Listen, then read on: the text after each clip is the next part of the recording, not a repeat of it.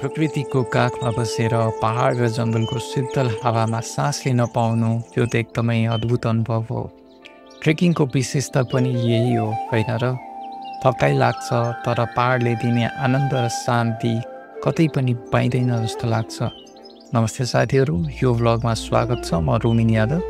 आज हामी एकदमै खास यात्रामा निस्केका छौँ, कोसाइकुण्ड ट्रेक। कोसाइकुण्ड रसुवा जिल्लामा पर्छ, जुन नेपालको एकदमै रमाइलो र सुन्दर जिल्ला हो। रसुवा जिल्ला हिली रिजनमा पर्छ र यहाँबाट तिब्बतको बोर्डरसम्म पनि पुग्न सकिन्छ। एथनिक ग्रुप, कल्चर, तामाङ समाज र पहाड लाइफस्टाइलले रसुवा जिल्ला एकदमै युनिक बनाउँछ। कोसाइकुण्ड लेक 4380 मिटरको उचाइमा बस्ने एकदमै पवित्र ताल हो। हिन्दू धर्ममा त यो एकदमै महत्त्वपूर्ण स्थान पनि मानिन्छ। कस्तो भने भगवान शिवले त्रिशूलले हानेर यहीँबाट पानी निकाले भन्ने कथा पनि छ। सालभरको सबैभन्दा ठुलो मेला त जनै पूर्णिमामा लाग्ने गर्छ, जब हजारौँ यात्रीहरू कोसाइकुण्ड आएर स्नान गरेर पूजा गर्नुहुन्छ। ट्रेकिङ लभरहरूको पनि एकदमै पपुलर डेस्टिनेसन कोसाइकुण्ड हो, किनभने यहाँको ट्रेल रमाइलो छ। जङ्गल, टाढा, पहाड र चढ्दै एल्टिट्युड बढ्ने च्यालेन्जेसले यो यात्रा एकदमै एडभेन्चरस बनाउँछ। अबको भ्लगमा तपाईँहरूलाई यो यात्राको सबै रमाइलो च्यालेन्जेस र सुन्दर दृश्यहरू सेयर गर्नेछु। र अब त ब्याग तयार छ, एनर्जी पनि फुल छ र हामी सुरु गरौँ कोसाइकुण्ड ट्रेक। धुन्चे बजारबाट हाम्रो यात्रा सुरु भयो। सहरको धुवा र स्वरलाई पछाडि छोडेर हामीले आफ्नो पहिलो कदम अगाडि बढायौँ।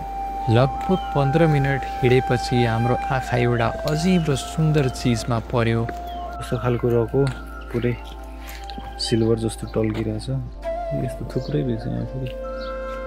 एक सिल्भर जस्तो चम्किलो ढुङ्गा। साथीहरूसँग सोद्धा थाहा पायौँ कि यो त सिल्भर मिका रक भन्ने एक प्रकारको रक रहेछ।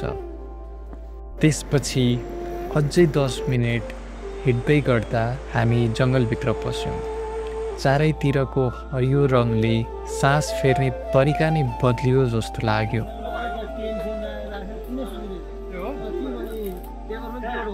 वातावरण एकदमै शीतल र शान्त थियो। अगाडि बढ्दै जाँदा हामीले एक हरियो रङको फलामको ब्रिज पार गऱ्यौँ। यो त सजिलै भयो, तर यसको एकैछिनपछि आएको झुलुङ्गे पुल त डरलाग्दो थियो। खोलामा खासै पानी त थिएन, तर पुलको अवस्था हेर्दा मुटु नै ढुकढुक भयो। एकैछिन सास रोकिन्छ जस्तो लाग्यो, तर साथीहरूसँग एक अर्कालाई हौसला दिएर त्यो पुल पनि पार गऱ्यौँ। खोलाको किनारै हिँड्दै गयौँ र बल्ल हामीले एउटा सानो तर रमाइलो आनन्दको झरना देख्यौँ। हामी त्यहाँ एकछिन अड्क्यौँ, ढुङ्गाको स्ट्याक बनाएर फोटो खिच्यौँ।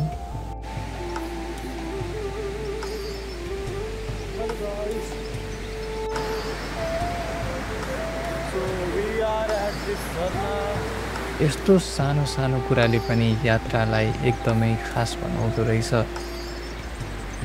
फोटो खिचेर फेरि यात्रा सुरु गऱ्यौँ अनि त्यसपछि बल्ल उकालो सुरु भयो।